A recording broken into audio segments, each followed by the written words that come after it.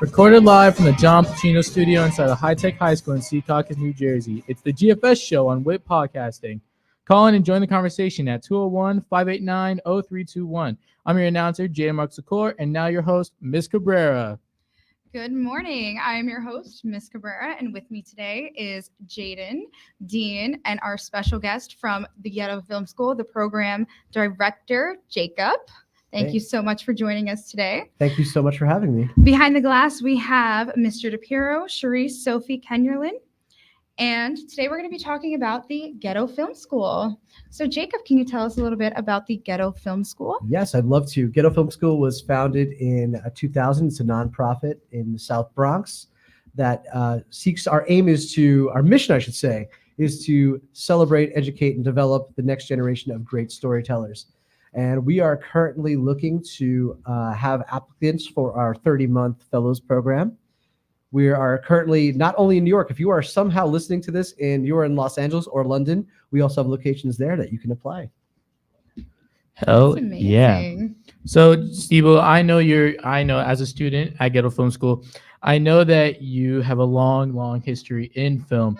And I know that you graduated Columbia as an English major. But in terms of film, how did you get your start? Like, what got you into it? Like that one spark, that one moment that was like, I'm going to be doing this for a long time. It's hard to pin it down to one thing, but I would say that so I've always loved movies so much, and I've always loved playing around with cameras so much, and I never really thought about putting them together because it felt like something that I couldn't really do. Only interruption is the last call for the 3 o'clock buses. The last call. Don't miss the bus. Don't miss the bus. I would say that, again, when you're in the 80s and it's pre-internet and early 90s pre-internet, and the only thing you have to do is go to like the 50-cent theater that plays second-run movies in your hometown. You watch a lot of movies, you think about movies, you take pictures on your own. But it wasn't until I saw Fargo, which I know I showed you guys at GFS early last month. Great film. Yeah, that I realized oh my God, a good film could take place anywhere. You could have a great crime story told in Minneapolis, Minnesota. You betcha. And being from Long Island, I realized I can tell, even though it's not as cool as New York City, I can tell a cool story here. And that got me writing and realizing I can make movies myself.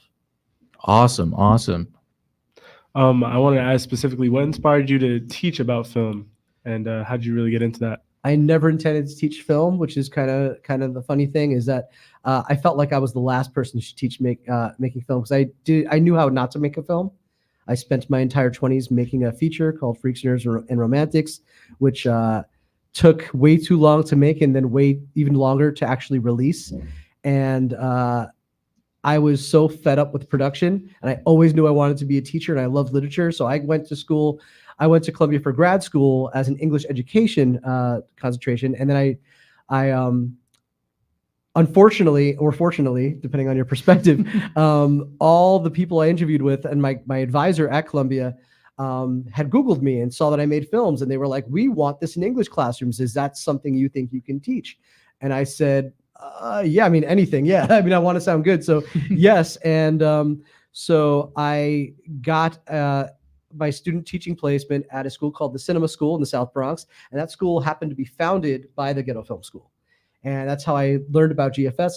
That's how I first started working with and teaching with GFS, by teaching at that high school, both English and film.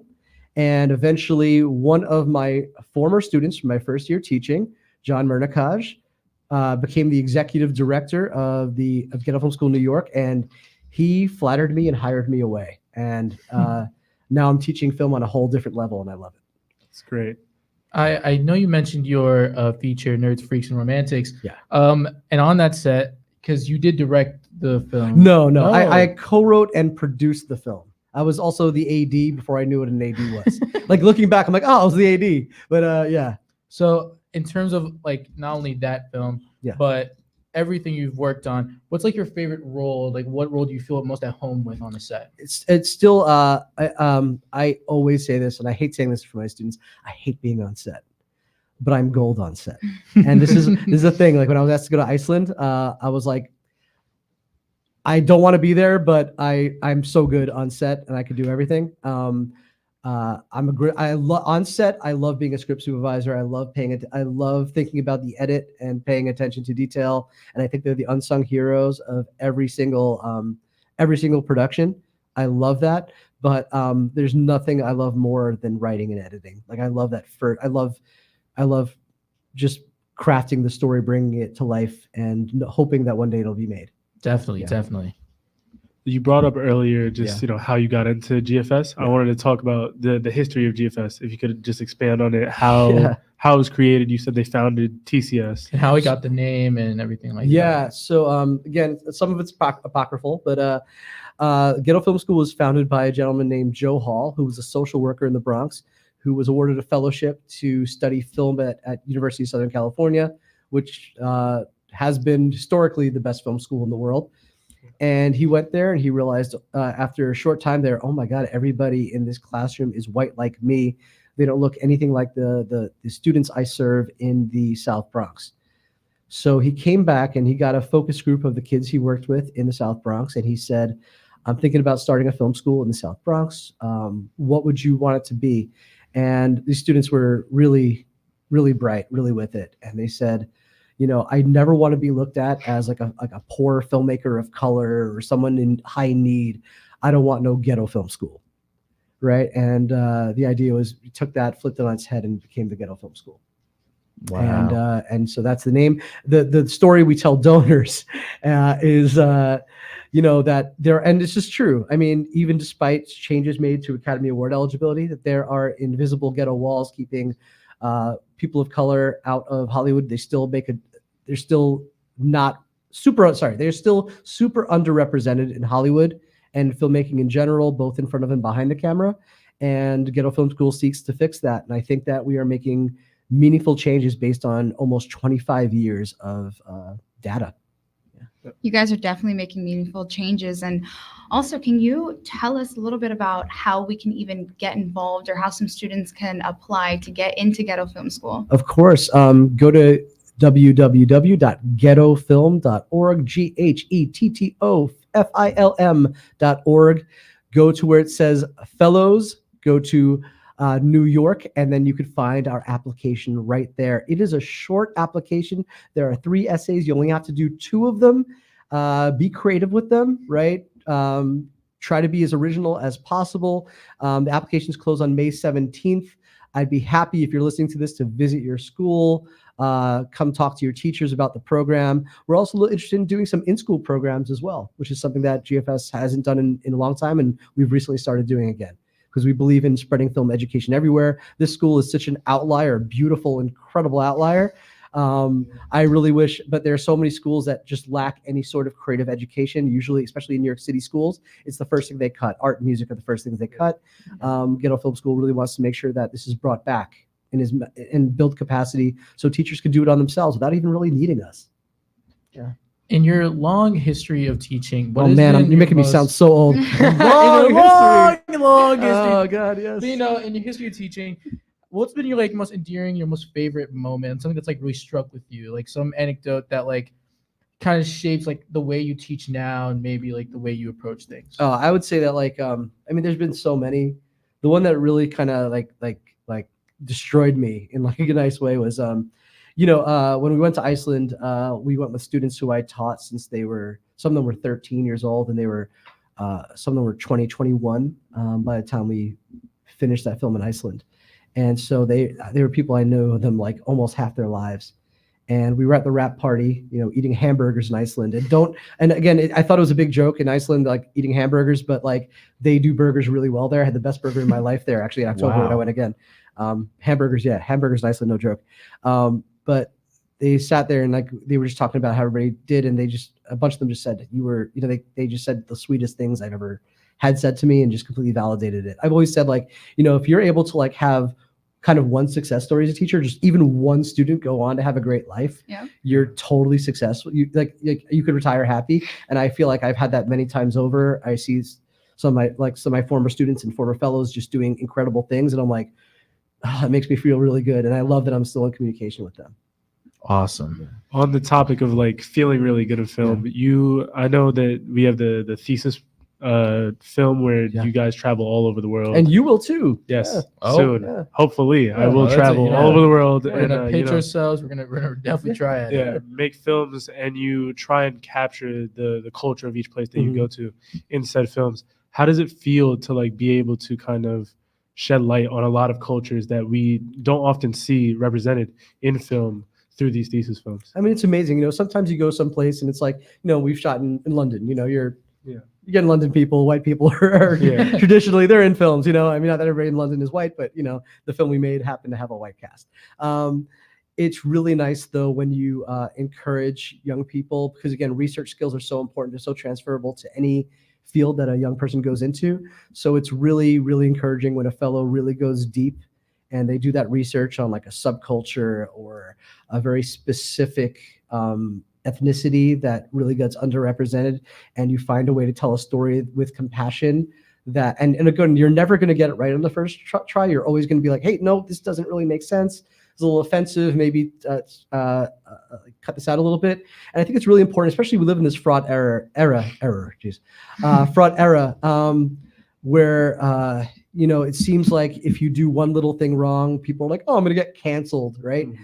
But I think we have to live in a world where you have to look at other people through the lens of a teacher, where you're going, the people who you think, you have to give people the benefit of the doubt, that people are not being malicious, that people are, and I'm not using the term maliciously, ignorant, right? And you have to reach out to people with love and compassion when you try to teach them. If they're still jerks after the fact, then okay, right? Yeah. But I find the young people, if they make a mistake when they're doing their research or they're trying to capture these sensitivities, don't get it right, as long as you reach out to them with love and you're going, hey, I see that you have the best intentions here and you really believe that, they can really, that's a way where they can really learn and grow and make something that's more sensitive and more authentic. Yeah, I think that topic of intention is a really important topic in film right now, but just because like there are a lot of people that disdain from like watching Killers of the Flower Moon by Scorsese, right, because some people felt that it had like wrong views of Native American people.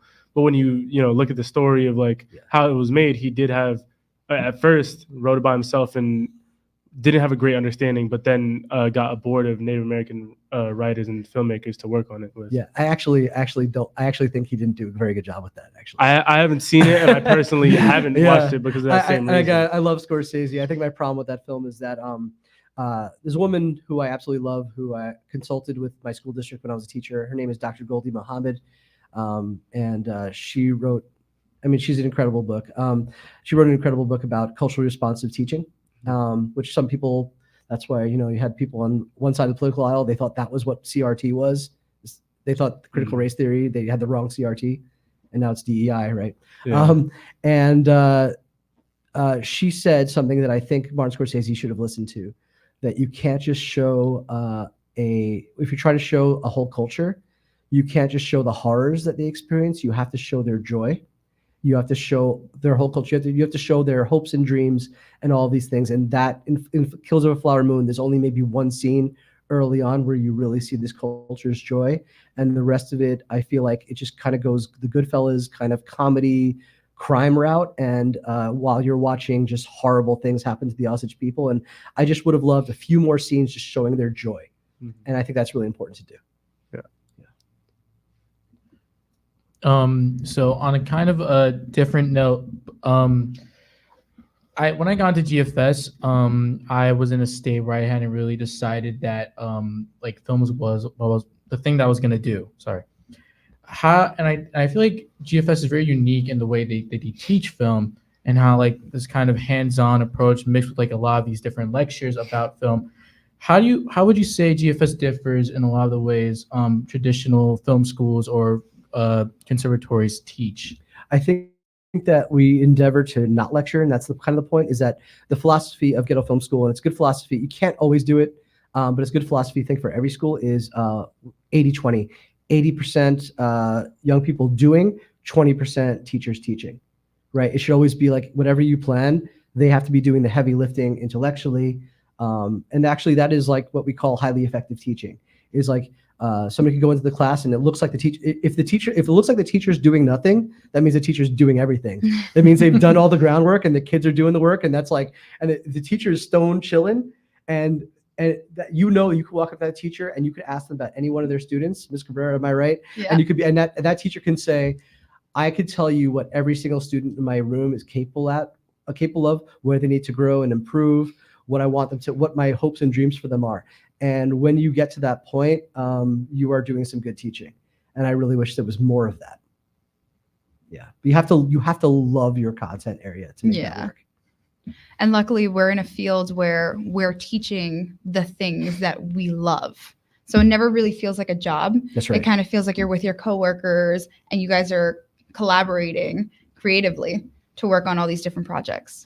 On that topic of actually, doing what you love, it's often kind of hard for people to get into and then stay in like an industry of art, because a lot of people, deal with burnout and just like unsurety of like whether it's a sustainable lifestyle, the common like starving artist trope and things like that. How do you feel about like said, stereotypes in like the art world? I mean, I think that like even Elon Musk, who I find myself disagreeing with more and more by the day, said something I think yesterday that I completely agree with. He was talking about universal basic income and how he thinks it's actually going to be more than that, universal high income. And he thinks that like, people will only have jobs if they want them. But I think even like somebody like him understands that we are living, the reason we live is for art. Like we do all these amazing things. Like we want to build spaceships we want to preserve this planet and explore the galaxies so that we can be inspired to create more art and spread our art and like make peace with interstellar creatures based on that. I mean, our life is about art. Yeah, unfortunately, we live in a society where you do need money to live, and that's sad. But it doesn't mean you should stop creating. Maybe it does mean you develop other skills, but what's wrong with developing other skills? I don't think it's an either or. I think it's both. I completely agree, and I kind of admire GFS a lot for kind of because when I think about where I want to go to school for college, oftentimes I'm expected like, oh, go to college for what you want to do, and I agree with that. But I admire GFS for kind of stating the fact that you don't need to go to college for film, especially because you get this really nice 2.5-year education with GFS, but also kind of diversifying your interests and like like dabbling in every aspect of life. How would you say that in your journey throughout your life, kind of delving into different interests, into like different fields, has impacted the way you are now? The more I learn, the more ignorant I realize I am. So it's like I don't have regret. I mean, I don't have regret. I'm not one of those YOLO people though. But I do. The more I learned about these different fields, especially within the world of film, the more I'm like, oh, I wish I knew how to do that. I wish I learned how to do that. You guys are such an advantage because you're being exposed to more things than I was ever exposed to. I would say dabble in everything and find what you really love and don't ever stop being a student. I find that a big problem in America is that some people get their college degrees and they don't crack open a book for 30 years and they still think they're educated. It's like, you haven't been educated in years, man. Like, what are you talking about? You have to have a student mindset. You have to know that like, there are a lot of people, especially on social media, that are going to act like they know what they're going on, or they're going to think that because they're contrarian to certain facts that they're somehow right, that they somehow have special knowledge, the conspiracy theory mindset. Yeah. Don't do that. Again, recognize just like, people, I forgot which civil rights icon said it, look for the helpers. Might have been Martin Luther King Jr. But you also have to look for not the experts, for the people who are learning, the people who really care, the people who are actually putting in the work to understand, not to prove themselves right, but in hopes that they're proving themselves wrong. That's what the scientific method is, right?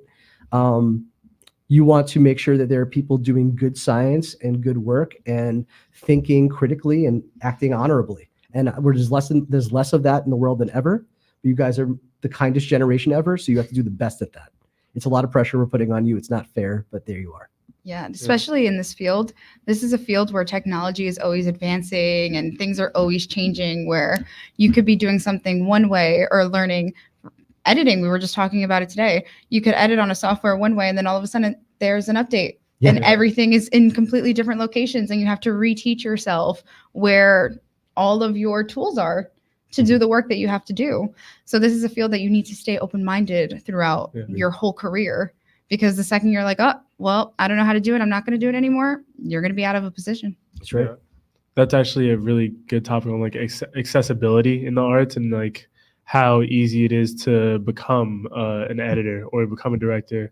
And I feel like it's a really big topic now with like AI, how easy it is to make art, but also how that may deteriorate the quality of art that we're getting, because, you know, quality over quantity and things like that. Do you think that a lot of the simplification of art making is kind of downtrodden art? You know what, I don't know, but the people I know who are really who really do this for a living, like my sister. If you ever look at a Chobani cup of yogurt, it's my sister's art, right? I know the people who make art, they're right. They're really scared, and I think that they have a reason to be. Art has to have soul, and AI is not. We confuse AI for AGI, right? Artificial general intelligence. That's something that's sentient that doesn't exist yet, or maybe it will.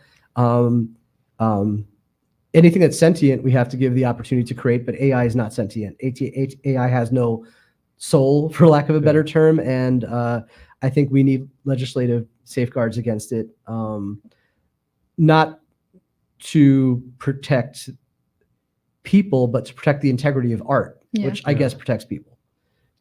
I completely agree. And there's been kind of this argument about like using AI through your art.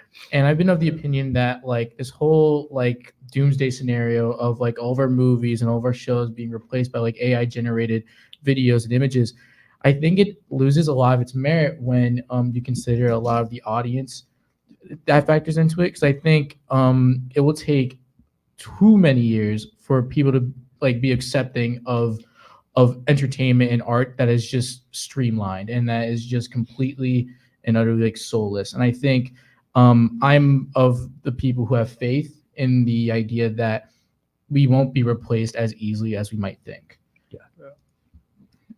I agree. Yeah. I feel like first people are going to use AI, especially in this field, as a tool to help us get our ideas out there, out of our brains and out into the world. I think that's where we're going to go in the direction over the next few years. Yeah. Because you really can't a computer can't take the idea out of somebody's head. Can't. I mean, I play around with it occasionally, and I'm like, it's never quite right. It's just like, it's like so. I tried to make a simple sign at GFS for like washing dishes. Like, please, like, or not, like, again, we make, when you're late at GFS, we make you wash dishes. It's a character building thing, right? We have a robot to do it. It's actually in 8 years. No, it's not really have a robot doing it, but I was like, look, we have a dishwasher. There should never be dishes in the sink, right? So I made like, I was like, I'm going to make a sign, but let me just see if AI can do it. So I used Microsoft's Copilot, which had just been like added to Windows 11. And I gave a very, very clear and very specific prompt of what I wanted it to say and what the pictures to be. And what I got was like insane. It was like, it was like nothing I'd ever seen before. It was somehow sexist. I mean, again, you look at my Instagram, you'll see the pictures on there and I'm like, what happened? So again, I think it's a very long way towards doing something, and it is getting better, but it's a tool. Even if you were to use it for like, even if somebody were to make a good storyboard program for it, it still wouldn't be exact. I think a lot of what you're saying has merit in terms of like, you still need someone to input the idea. Cause as you said, it's not sentient. Hopefully it won't be in anytime soon, but I think there's also some merit in terms of like how people fear it of AI and like robotics kind of replacing a lot of the manual work, like the PAs on a set, or like a camera operator or a sound operator. What do you like? How do you kind of like view or counter or like kind of support that idea? I mean, it's not cost effective to build those robots yet, and I don't think it will be for some time. And then how do you power them, and how much does that cost, and where do you store them, and how do you maintain them? I think we're very, very far away from any of that remotely happening. I think it's much more of a problem than a solution to anything. So I wouldn't worry about that. I think creative fields, for the most part, are safe, but there are things we can do to keep them safe. Right. Yeah. I agree. Any final thoughts for our show today? Oh, okay, for your show today, I thought you guys were going to execute me. I was No. I was like, Any final thoughts, I was like, Stebel? oh no, final thoughts. Oh my final God. Any thoughts last for- words? Tell for my our wife I show love her. today? Anything that we want to leave to our audience? We are very, very, very thankful Anything to have to you tell here the today, world? Look, especially with two of your fellows that are in the And GFS some would program say that your are also finest fellows. Finest. No. again, general advice: try to be intellectually honest and try to question what you think you know in a way that is uses critical thinking. But Ghetto Film School. Let's talk about Ghetto Film School. If you are between 14 and 18, between the time you're entering high school, the time you're entering college, we would love you to take a chance on yourself and apply to our program. Just give it a shot. You got nothing to lose and a lot to gain from it. It builds character. It builds job skills. It's so much fun. It's so stressful in the best ways. We'd love to have you. If you are older, we have a program called if you're 18 and 34, we have a program called the Roster. You can join that and you'll get a weekly newsletter with job postings and training opportunities and really wonderful things you can do.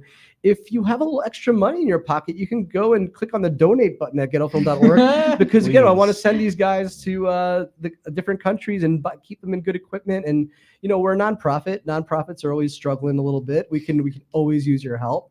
And just be your best selves and tell your people you love that you love them. And I do want to clarify, the ages for application are 14 to 18. A lot of people think that means that once you're 18, you can't be in GFS. Yeah.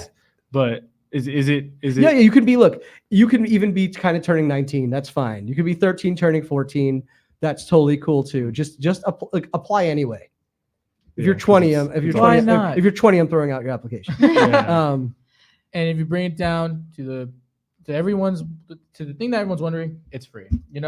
Why not do it? It's like extra free. Yeah, it's super free. Yeah, I would say like free food. And, it's really free. Yeah. and I think like anyone, regardless of what you're doing, and if you think you tell interesting stories when you're like speaking with your friends, try it out. If you like it, you like it. If you don't, you don't. Or even if you don't tell interesting stories. In my interview, I was like, I don't think I'm a great storyteller, but you guys like want to lift up storytellers, and I want to do that with my technical skills. Yeah. And that's why I want to be in GFS, and I got in. So. Yeah, right. And also, just again, I'm 42 years old, and I cringe at everything I've ever written. I cringe at things I did when I was 13. I think I cringe at things I wrote last week. And again, you have to get over that. It's just your ego getting in your way of doing something great. First drafts are first drafts, right? You have to get used to spending your time on things and things still not being great. And GFS will help you get over that. I pitched something that I really hated in front of in front of me. 20, in front of him. Oh, I was critical. It was terrible. It was I was horrible. critical. 0-0. No. You did really great that day, man. Thanks. Yeah. Again, so just don't let things stop you. Explore, open every door. Okay, do it. Except the dangerous doors. You know what the dangerous doors are. Yeah, Big red doors. The ones Stay with away those from the those. rusted handles and the Hugs, not drugs. splinters. Yep. And hugs with consent. So True. Well, Jacob, thank you so much for joining us today, and thank you so much for watching, and thank you to our panel. I am your host, Miss Cabrera, and this is the GFS show at WHIT Podcasting. yay! Thanks for GFS. Thanks for watching the GFS show. Tune into Whip Podcasting's YouTube and Twitter pages for more info and shows. Have a good day. Woo! Thank you. GFS. GFS. GFS. GFS.